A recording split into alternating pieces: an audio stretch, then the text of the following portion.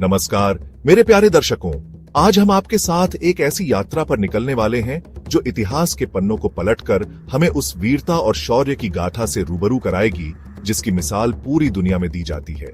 जी हाँ, आज हम बात कर रहे हैं चित्तौड़गढ़ किले की, राजस्थान के गौरव और भारत के सबसे बड़े किले की। यह सिर्फ एक किला नहीं बल्कि मेवाड़ साम्राज्य की आत्मा है जो सदियों से वीरता, त्याग और बलिदान की कहानियां कह रहा है।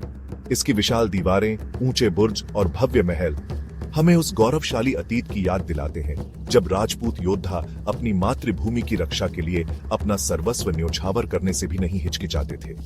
आज यह किला यूनेस्को की विश्व धरोहर स्थलों में शामिल है जो हमें भारतीय संस्कृति और विरासत की महानता का एहसास कराता है। तो आइए मेरे साथ इस अद्भुत और अविस्मरणीय यात्रा पर चलते हैं और चित्तौड़गढ़ किले के इतिहास, वास्तुकला और उसकी कहानियों में खो जाते हैं।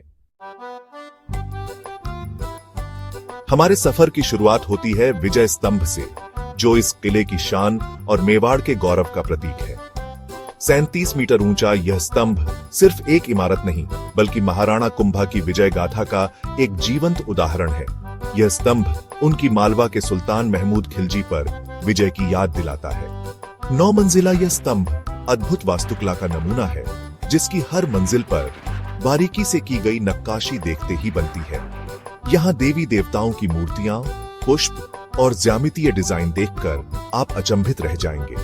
हर मंजिल तक जाने के लिए संकरी सीढ़ियां बनी है जो हमें उस जमाने के कारीगरों की कला और कौशल का अंदाजा कराती है। ऊपर से पूरे किले और आसपास के क्षेत्र का मनोरम दृश्य दिखाई देता है। यहाँ से देखने पर ऐसा लगता है जैसे पूरा इतिहास हमारे सामने जीवंत हो उठा हो। विजय स्तंभ वाकई में एक अद्भुत रचना है जो हमें उस वीरता और शौर्य की गाथा से रूबरू कराता है जिसके लिए चित्तौड़गढ़ हमेशा से जाना जाता रहा है। हमारी यात्रा अब हमें ले जाती है कीर्ति स्तंभ की ओर, जो जैन धर्म की कला और संस्कृति का एक अद्भुत नमूना है। जैन धर्म के प्रथम तीर्थंकर आदिनाथ को समर्पित यह स्तंभ 22 मीटर ऊंचा है और 7 मंजिलों में बना हुआ है। इस स्तंभ की खासियत इसकी महीन और जटिल नक्काशी है।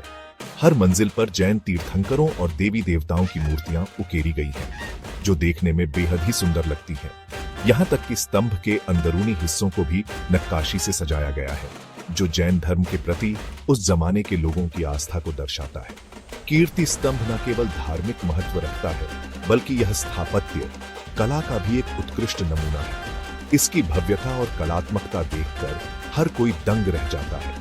यह स्तंभ हमें उस समृद्ध सांस्कृतिक विरासत की याद दिलाता है जो भारत को विश्व गुरु बनाती है।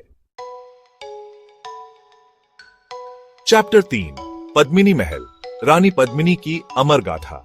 अब हम पहुंच चुके हैं पद्मिनी महल, जो रानी पद्मिनी की सुंदरता, साहस और बलिदान की कहानी कहता है।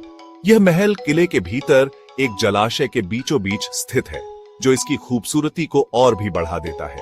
कहते हैं कि रानी पद्मिनी अप्रतिम सुंदरता की धनी थी। दिल्ली के सुल्तान अलाउद्दीन खिलजी ने उनकी सुंदरता की चर्चा सुनी तो वह उन्हें पाने के लिए बेताब हो उठा। उसने चित्तौड़ पर आक्रमण कर दिया और महाराणा रतन सिंह को बंदी बना लिया। रानी पद्मिनी ने अपनी बुद्धिमानी और साहस का परिचय देते हुए एक योजना बनाई। उन्होंने खिलजी को यह संदेश भेजा कि वह उसके सामने आने को तैयार है, लेकिन इसके लिए उसे पहले रानियों को देखने की इजाजत देनी होगी। खिलजी उनकी बातों में आ गया, लेकिन उसे क्या पता था कि रानी पद्मिनी ने उसके साथ क्या करने की ठान रखी है। चैप्टर 4, राणा कुंभा महल, राजसी ठाठ बाट का गवाह। हमारा अगला पड़ाव है राणा कुंभा महल, जो चित्तौड़गढ़ किले का सबसे प्राचीन और भव्य महल है। यह महल मेवाड़ के शक्तिशाली शासक महाराणा कुंभा का निवास स्थान था, जहां वे अपनी रानियों और परिवार के साथ रहते थे। यह महल अपनी विशालता और भव्यता के लिए जाना जाता है। ऊंची दीवारें, विशाल प्रांगण, आकर्षक झरोखे और नक्काशीदार दरवाजे उस जमाने की राजसी ठाठ बाट की कहानी कहते हैं।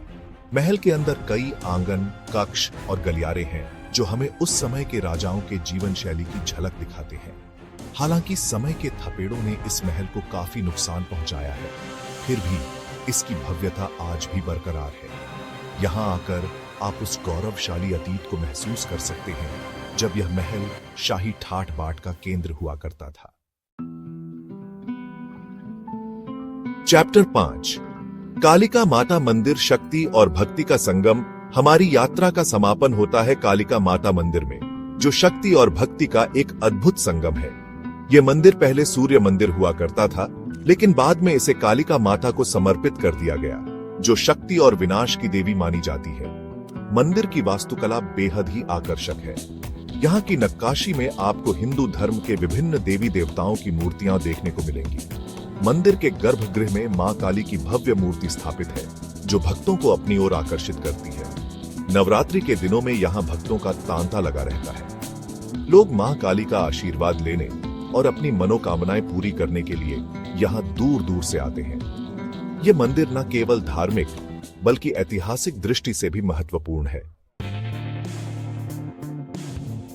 उतरो चित्तौड़गढ़ किला, इतिहास का एक स्वर्णिम पृष्ठ। तो दोस्तों, यह थी हमारी चित्तौड़गढ़ किले की यात्रा। यह किला न सिर्फ पत्थरों से बना एक ढांचा है, बल्कि भारत की संस्कृति, इतिहास और वीरता का प्रतीक है। यहाँ की हर एक ईंट हमें उस गौरवशाली अतीत की याद दिलाती है, जब राजपूत योद्धा अपनी मातृभूमि की रक्षा के लिए अपना सर्वस्व न्योछावर करने से भी नहीं हिचकिचाते थे। मुझे उम्मीद है कि आपको यह यात्रा पसंद आई होगी। अगली बार फिर मिलेंगे एक नई जगह, एक नई कहानी के साथ। तब तक के लिए नमस्कार।